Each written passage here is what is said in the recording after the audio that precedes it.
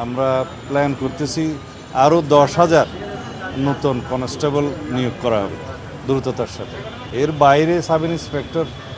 আসসালামু আলাইকুম, আশা করি সকলেই ভালো আছেন। আপনাদের জন্য একটা সুখবর নিয়ে চলে আসলাম, অনেক বড় সুখবর।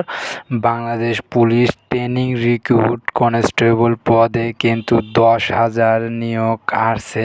আর কিছুদিন পরে আপনাদের মাঝে সেই বহুল প্রতীক্ষার পর কিন্তু আবারও অপেক্ষা ঘন পরে কিন্তু আপনাদের মাঝে একটা বিশাল আনন্দের খবর নিয়ে আসছে স্বরাষ্ট্র মন্ত্রণালয় থেকে। ইতিমধ্যে কিন্তু অর্থ মন্ত্রণালয়ে আপনাদের ট্রেন রিক্রুট কনস্টেবলের 10,000 যে নিয়োগ বিজ্ঞপ্তি, সেই নিয়োগ বিজ্ঞপ্তির চিঠি কিন্তু পাঠিয়ে দিয়েছে।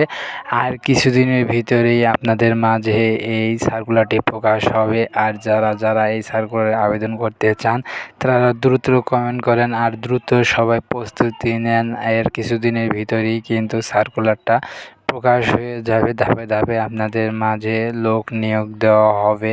আর বেশি দেরি না করে আপনারা সবাই যার যার প্রস্তুতি নিয়ে ফেলেন, আর কিছুদিনের ভিতরে আবেদন শুরু হবে।